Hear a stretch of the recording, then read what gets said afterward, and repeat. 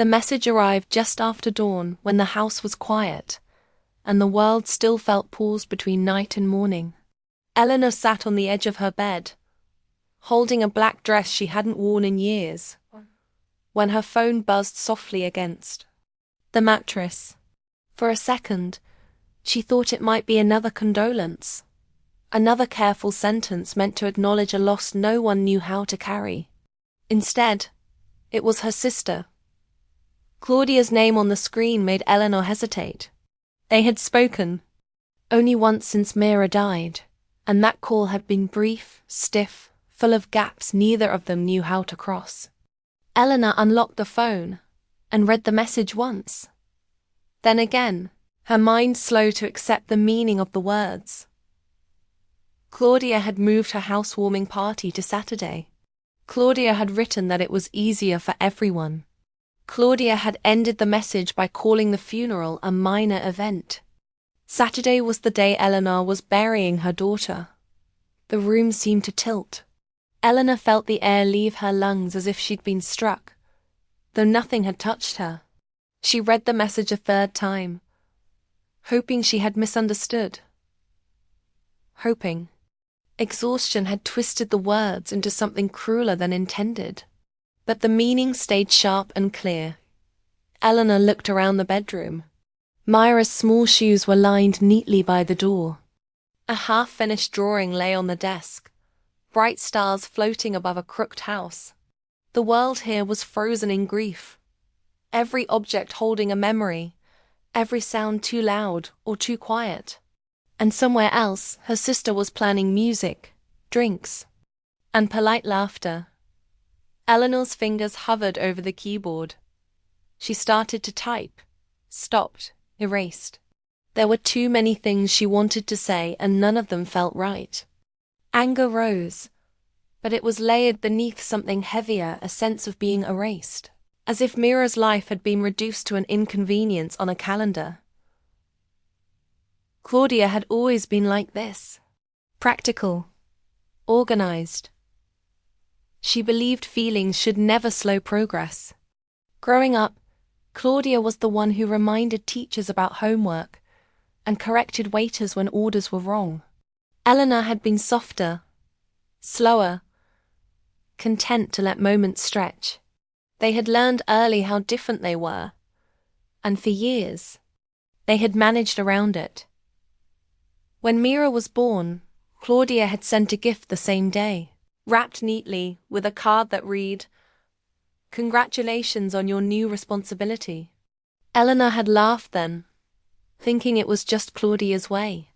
Now, that memory felt colder. After Myra fell ill, Claudia had visited once. She stood at the foot of the hospital bed, hands folded, asking questions about treatment plans and schedules. She hadn't touched Myra's hair.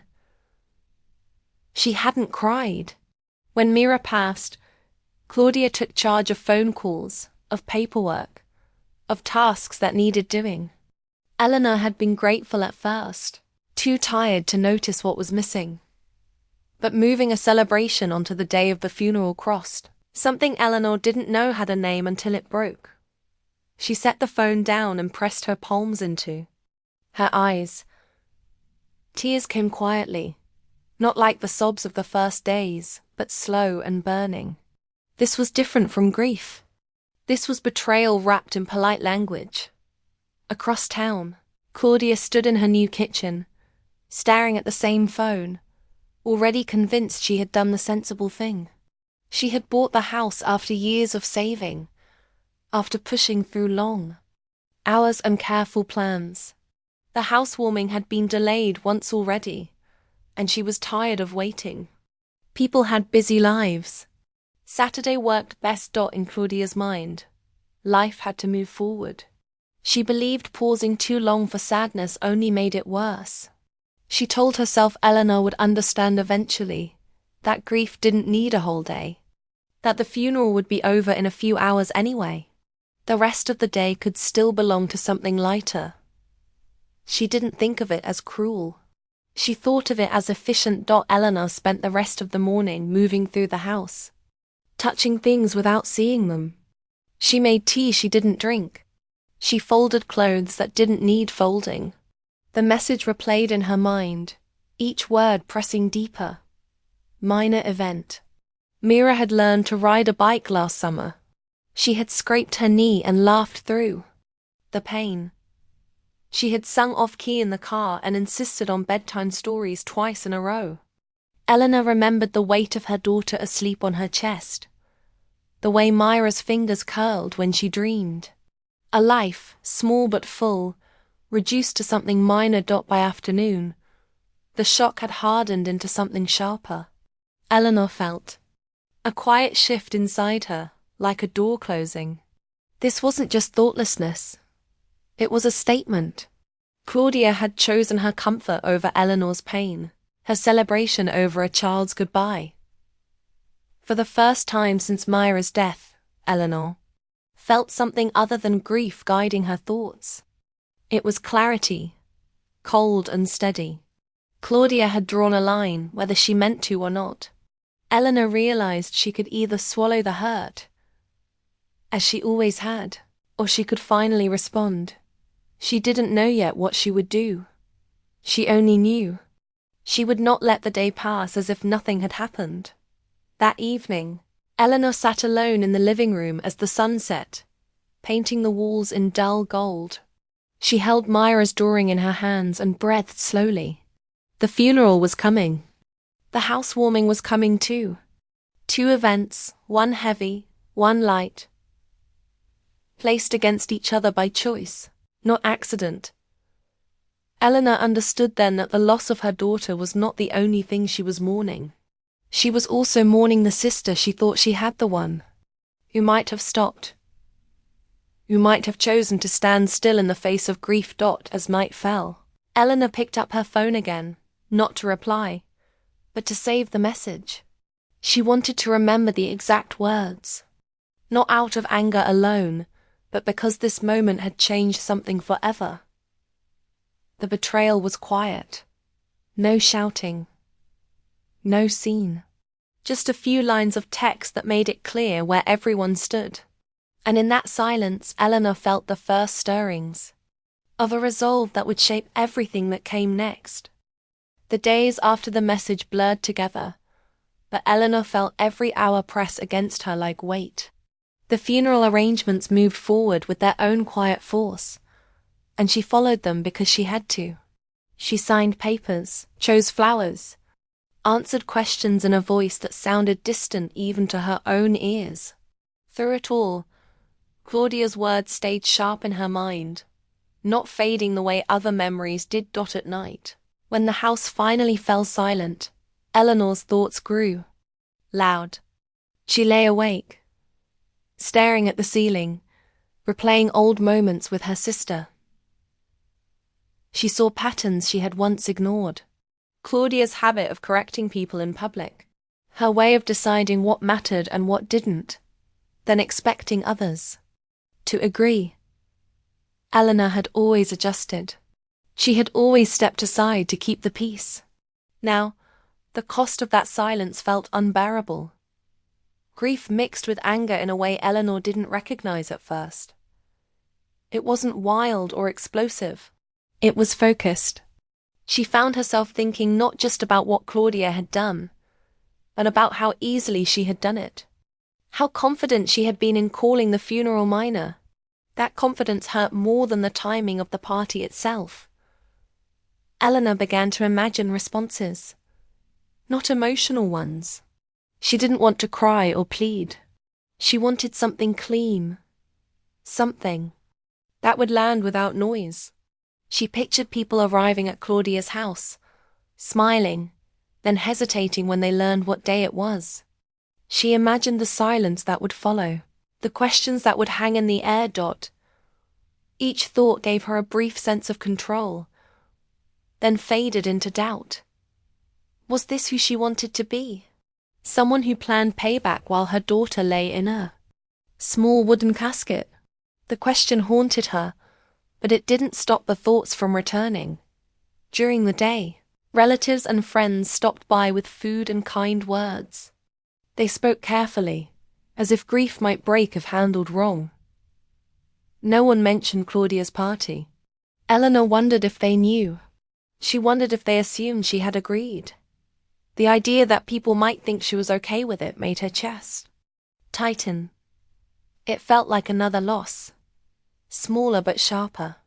She realized that silence would not just protect Claudia, it would rewrite the truth.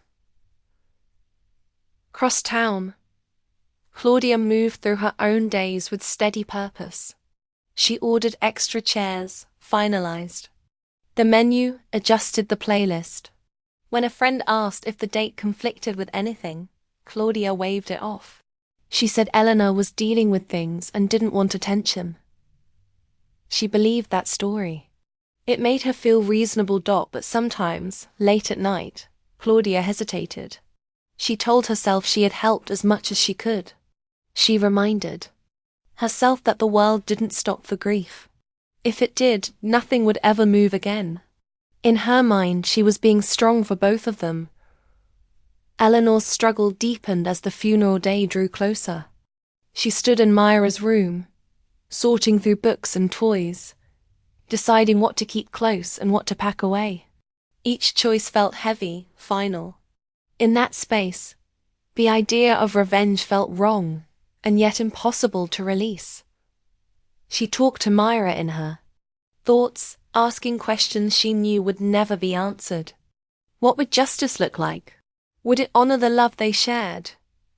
Or would it pull her further from it? The answers didn't come, but the silence felt different now. It felt like waiting. One evening, Eleanor sat at the kitchen table with her laptop open. She had typed a short message, simple and calm, explaining why she would not attend the housewarming. She hadn't sent it yet.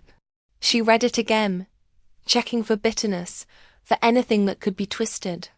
It felt factual, honest, dangerous. Her finger hovered over the trackpad. This was no longer about anger alone. It was about choosing whether to expose the wound or keep it hidden. Eleanor understood that once she acted, there would be no undoing. Claudia would be hurt. Their relationship would change forever. She closed the laptop and went for a walk instead. The evening air was cool, the street quiet. Life went on around her, unchanged. Neighbors watered lawns. Cars passed. Somewhere people laughed. Eleanor felt both invisible and painfully seen. As she walked, she realized something that surprised her. She wasn't seeking to hurt Claudia for pleasure. She wanted acknowledgement. She wanted the weight of the day to be respected, even if it came through discomfort. The desire for revenge, she saw now, was tied to a need for truth. Back at home, Eleanor found a message from an old friend, asking gently how she was holding up. The kindness in those words made her eyes burn. It reminded her what care looked like, how simple it could be. The contrast with Claudia's message was impossible to ignore. The night before the funeral, Eleanor slept little. She lay awake, listening to the house settle, thinking about the choice waiting for her. Do nothing, and carry the hurt alone. Act and risk becoming someone she didn't fully recognize. She rose before dawn and dressed in black. In the mirror, her face looked older, sharper, as if grief had carved new lines in a single week. She didn't see rage there. She saw resolve, mixed with fear. As the sun rose, Eleanor understood that revenge was not just about payback. It was about reclaiming her voice in a moment when everything else had been taken. Whether she used it or not would define what came next. She picked up her phone and held it, feeling its weight. Outside, the day began like any other. Inside, Eleanor stood at the edge of a choice, pulled between the need to heal and the need to be heard, knowing that whatever she decided would follow her long after the day was over. The morning of the funeral arrived grey and still, as if the sky itself was holding its breath. Eleanor dressed without looking at herself, pulling on black fabric that felt too heavy for her thin frame. She moved through the house with careful steps, afraid that any sudden motion might break what little balance she had left. Myra's room was closed now. Eleanor paused outside the door, placed her hand on the wood, and whispered goodbye before turning away. At the church, everything felt distant. Faces blurred together. Voices sounded soft and far away. Eleanor walked beside the small white casket, her hands cold, her heart steady in a way that scared her. She thought grief would crush her in this moment, but instead, it sharpened her. Focus. This was real. This mattered. Nothing else should exist beside it. The service passed in quiet waves, kind words, shared memories, gentle music. Eleanor listened, but part of her mind stayed anchored to the same thought, repeating like a drumbeat. Claudia had chosen this day, not by accident, by choice. When the service ended, people approached Eleanor one by one. They hugged her, spoke, softly promised to call. She thanked them because that was what was expected. When the last person left, she sat alone for a moment, staring at the empty pews. Her phone rested in her coat pocket, heavy as stone. Outside, the air was cool. Eleanor stood near her car and finally took the phone out. Notifications waited on the screen, but she ignored them. She opened the message she had written days ago, the one she had revised until it felt stripped of emotion and sharp with truth. It didn't accuse. It didn't beg. It stated one simple fact. Today was her daughter's funeral. Claudia's housewarming was scheduled for the same day. Eleanor would not be attending. Her finger hovered above the send button. Time seemed to stretch. In her mind, she saw two paths. On one, she stayed silent. Claudia's party went on. Laughter filled new rooms. People clinked glasses, unaware or unbothered. Eleanor returned home alone and swallowed the hurt, adding it to everything else she carried. On the other path, she pressed send. The truth moved outward, touching others. Questions followed. Discomfort spread. Claudia's certainty cracked. Eleanor stood visible in her grief, no longer hidden. Her chest tightened. She wondered if this choice would bring relief or regret. She wondered if Mira would be proud of her or disappointed. There was no clear answer, only the need to choose. Eleanor exhaled slowly and pressed send. The phone vibrated almost at once. A reply came from a cousin first, short and shocked. Then another message, and another. Condolences mixed with disbelief. Apologies followed. Some asked how they hadn't known. Others said they would not attend the party. Eleanor watched the screen light up again and again. Each message felt like a small weight lifting. Not joy, not triumph, just recognition. The day was being seen for what it was. Across town, Claudia stood in her kitchen, arranging plates, when her phone buzzed. She glanced at it, expecting a delivery update. Instead, she saw Eleanor's name attached to a message that had already been forwarded. Several times her stomach dropped as she read it. The words were calm, measured, impossible to argue with. Claudia felt heat rise to her face as she realized what was happening. Guests were learning the truth. The story she had told herself, the neat version where she was being practical, was slipping away. Her phone rang. Then rang again. A friend texted asking if it was true. Another said they were sorry and wouldn't be coming. Claudia's chest tightened as confusion turned to anger. She called Eleanor. Eleanor answered on the second ring. Her voice was steady. "How could you do this?" Claudia asked, skipping any greeting. "You made me look heartless." "I told the truth," Eleanor replied. "You didn't have to involve everyone. You involved everyone when you scheduled your party today." Claudia fell silent for a moment. She searched for words that would restore her control. I thought it would help. I didn't think you'd want everything to stop. I wanted one day, Eleanor said. Just one. The line stayed quiet. Claudia's anger faltered, replaced by something she didn't recognize as guilt, but felt close to it. You could have talked to me first, she said. I did, Eleanor answered. You called it minor. That word landed between them. Heavy and final. Claudia had no reply. She ended the call shortly after, her hands shaking.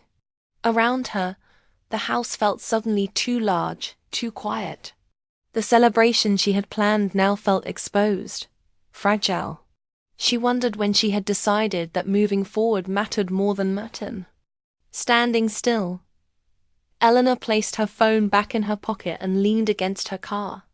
The rush she had imagined didn't come. There was no sense of victory. Instead, she felt tired, deeply tired, but lighter too, as if something had been released. She drove home slowly. The streets looked the same as always, but she felt change within them. When she arrived, she sat in the living room, surrounded by silence, and allowed herself to cry at last. Not from anger, not from triumph, but from the weight of what had been done. She knew the choice she had made would echo. Her relationship with Claudia would never be simple again. There would be distance, perhaps resentment, but there would also be honesty, finally spoken out loud. As the afternoon faded into evening, Eleanor realized something important. The decision had not erased her pain, but it had given it shape. It had drawn a line around what mattered, and refused to let it be dismissed. The moment had passed. The choice had been made. And in that quiet space afterward, Eleanor understood that revenge was not always loud or cruel. Sometimes it was simply the act of standing in the truth and letting it be seen, no matter the cost. The days after the funeral moved slowly, but Eleanor felt different as she woke each morning.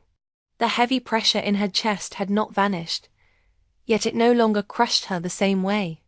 The truth had been spoken, and it sat in the open now, where it could no longer grow in the dark. Messages continued to arrive. Some were short, others long. People apologized for not realizing what day it was. A few asked if Eleanor needed anything. She replied politely, keeping her words brief. Each response reminded her that Mira had mattered beyond the walls of her home. That knowledge didn't heal the loss, but it steadied her.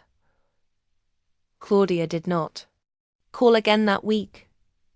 Eleanor expected anger, maybe another sharp message. But silence came instead. At first, it stung. Then it felt honest. For the first time in years, Eleanor was not filling the space between them. She was letting it exist. As it was. One afternoon, Eleanor sorted through Myra's belongings with more care than before. She placed favorite books into a box, folded small sweaters, paused over a chipped mug Myra used for hot chocolate. Tears came and went, but they felt clean. There was no storm behind them now, no second battle playing in her head. Across town, Claudia sat alone in her new house, surrounded by the remains of a celebration that never fully happened. Half the guests had cancelled. The rooms had echoed with awkward laughter instead of joy. She replayed the day again and again, telling herself she hadn't meant harm, then stopping when that excuse no longer felt strong. Claudia began to see moments she had ignored. Eleanor's silence on the phone, the way she had ended conversations early, the calm message that had undone everything. It bothered Claudia not because she looked bad, but because she had been so sure she was right. For the first time, she questioned that certainty. A week later, Claudia showed up at Eleanor's door without warning. Eleanor saw her through the window and felt her body tense, then settle. She opened the door slowly. They stood facing each other. Two women shaped by the same past, divided by a single choice.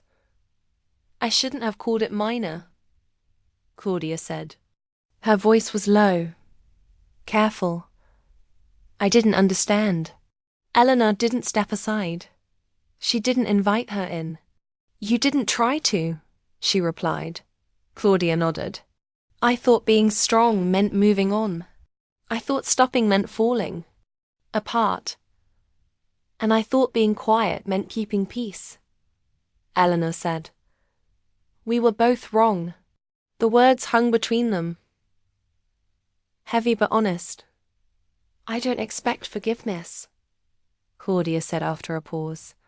I just needed you to know I see it now. Eleanor studied her sister's face. There was no drama there, no tears, just discomfort and regret. It wasn't everything Eleanor wanted, but it was something real. I'm not ready, Eleanor said. That doesn't mean never. Claudia accepted that with a nod. She left without asking for more. After the door closed, Eleanor sat on the couch and let out a long breath. The meeting had drained her, but it hadn't reopened the wound. It had confirmed something she already knew. Revenge had not fixed her grief, but it had forced a boundary into place, one that allowed truth to stand. Weeks passed. Eleanor returned to work. Life continued in small steps. She began walking in the evenings again, noticing details she had missed before. The way the light shifted at sunset, the sound of children playing down the street. Each moment carried pain, but also presence. Sometimes, Eleanor wondered what would have happened if she had stayed silent. The thought no longer haunted her. She knew the answer.